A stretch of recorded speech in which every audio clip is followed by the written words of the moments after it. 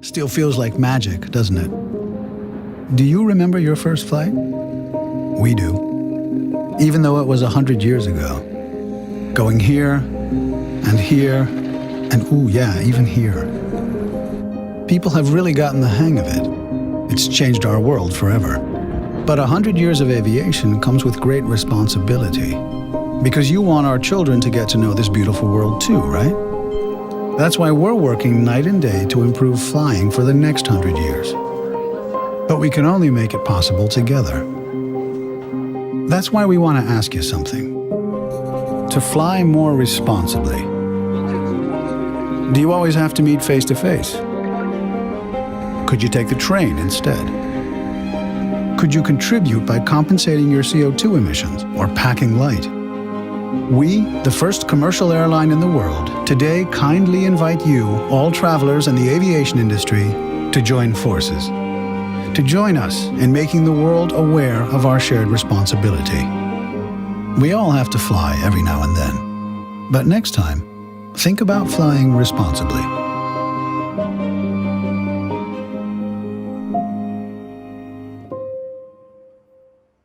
So you've seen the overall theme of KLM's approach to this subject.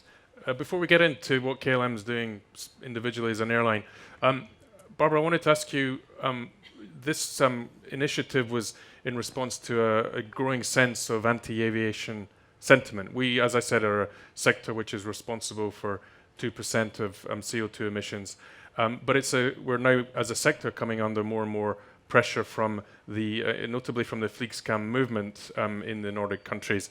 And I just wondered where you thought that sentiment, anti-aviation sentiment, had come from, and did we as an industry misunderstand and get surprised by those initiatives? Yes, Michael, I think that let's be very honest about it. We as an industry have a tremendous challenge ahead of us. And you can look to the past and think, okay, we should have been more sensitive to whatever is happening. And I'll explain in a second what we have done already to date. But yet, is it enough? And the answer is definitely no. So we know that we have a challenge ahead of us. We also know that we still have many dilemmas, like you mentioned yourself. Aviation is a force of good as well. At the same time, it comes with a huge responsibility. Are we sensitive, or have we been sensitive in the past? Yes, we have. I think that at KLM, together with Air France, for example, we've been ranking in the top of the Dow Jones Sustainability Index for more than 10 years, which is a clear recognition of all the efforts we've been doing already for decades in the area, not only of environmental sustainability, but also for social sustainability and economic sustainability. At the same time, things have gone and have evolved very rapidly, not only in terms of sentiments towards aviation, but generally speaking, in terms of sentiments to climate. And we don't know all the answers today, but we're sure that we will develop the answers, and we're already working very hard on reducing our footprint and contributing to the Sustainable Development Goals, also at KLM. So, turning to KLM, what would you say the driving force is for you in this kind of campaign and your overall approach to sustainability? Where is that coming from? Yeah, I think it's where it comes from. It's a mix of elements. I think it's a genuine belief that where we have been in the past and where from the like 75 years ago when IATA was founded and when aviation really took a flight, so to speak, and the driving force behind a lot of economic developments. KLM, we celebrated our 100th anniversary last year. I think we've always been at the forefront of pioneering and making our industry what it is today. Yet today we have to realize, and we do, that the agenda for the next 100 years, or maybe even the next 50 years, so to speak, will be very much dominated by sustainability. So when we were experiencing and sensing that it's an increasingly difficult task to explain to the outside world that aviation, despite its climate challenges, still is this force of good and will remain a force of good, we kind of came to the idea that, okay, we're committed to a sustainable future, let's tell it. And that's when the Fly Responsibly initiative commitment was launched in June of last year, where we, to summarize, actually ask you to, we're looking for ways to reduce our footprint.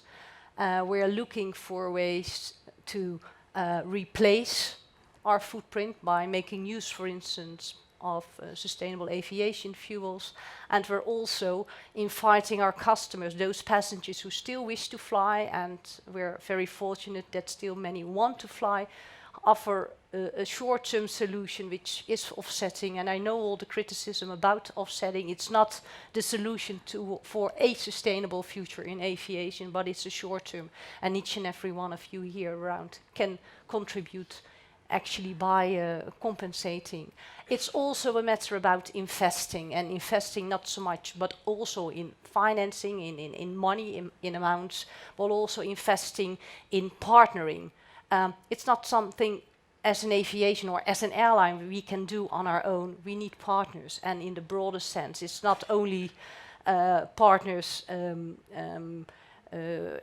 for instance, the manufacturers, the Boeings, the Airbuses of this world. They also need to invest in R&D, finding other, I'm not a technical expert, but you know, engine manufacturers, they also need to invest in making cleaner, less polluting engines and so on. But it's also partnering with governments, for instance, because we also have many challenges when it comes to making efficient use of airspace.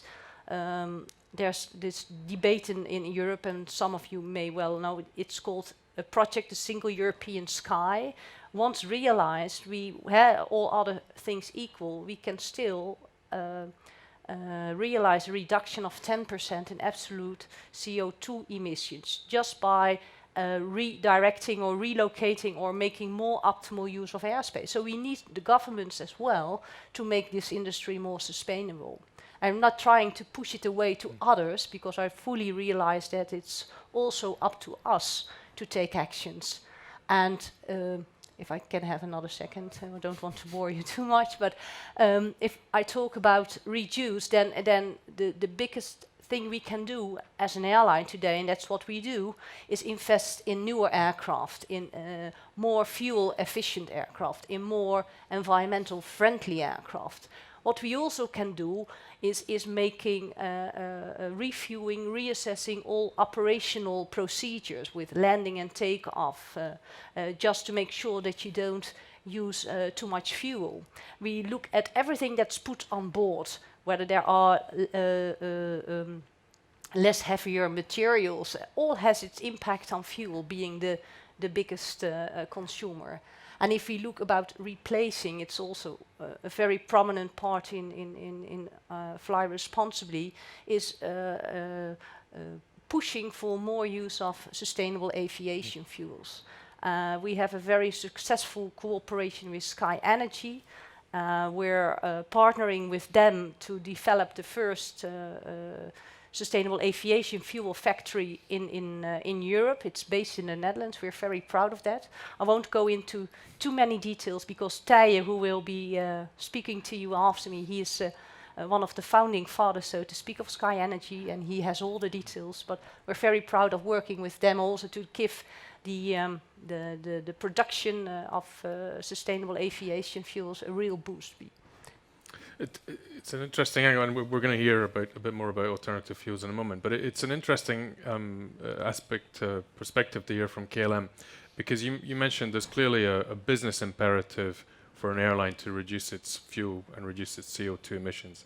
But you're also underlining the fact that this is about individual responsibility, individual decisions. Would you say that this Fly Responsibly concept is really embedded in the culture at KLM? And how are you managing to get that message across? How's that message being received by passengers? I think that generally speaking, that our passengers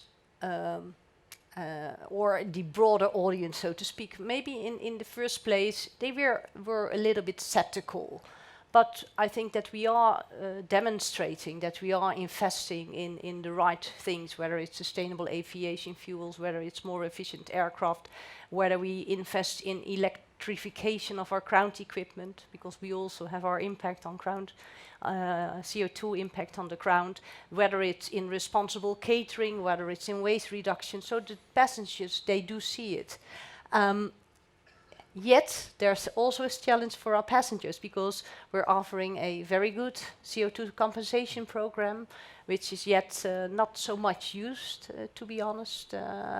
But we know that, also in that respect, there's a growing demand, although we still see a lot of room to grow. But our passengers, behind our passengers, are also very often huge companies. And we have seen an increased demand of those companies to help them in making their travel budgets more green, so to speak. We offer, together with Sky Energy, a corporate biofuel program where these passengers can actually, in part, fly, the corporate clients, their employees can fly on biofuel to and from the Netherlands. So, yeah, generally speaking, I think it's a mixture. It's an accumulation of initiatives where we are making good progress, but we should also be honest, we still have a long way to go. So Fly Responsibly, as you say, it's a range of solutions that you're thinking about today, but looking out to the future, I mentioned that the overall industry has these different 4 pillars of action based on technology, infrastructure, on fuels, on operations. What's KLM doing specifically in the forward-thinking aspect of sustainable aviation? Well, yeah, what are those, like the pillars you mentioned? If it's about technology, we do need technological breakthroughs to make flying really sustainable, whether that be electric aircraft, whether that be aircraft flying on hydrogen, whatever the future will bring. There are certainly certain initiatives that are being worked out that will be disruptive. I'm actually very much looking forward to the new Tesla under the aircraft, so to speak. And I know that the current there are the initiatives. They're looking at aircraft that only carry nine persons, which is not much nowadays. But let's face it, 100 years ago, the first aircraft only carried 9 passengers like that. So I'm not saying that we need to wait another 100 years to get where we are today, but with electric aircraft, knowing that the exponential technology potential is much larger today than it was 100 years ago. But I'm confident that in the technology part we will find alternatives.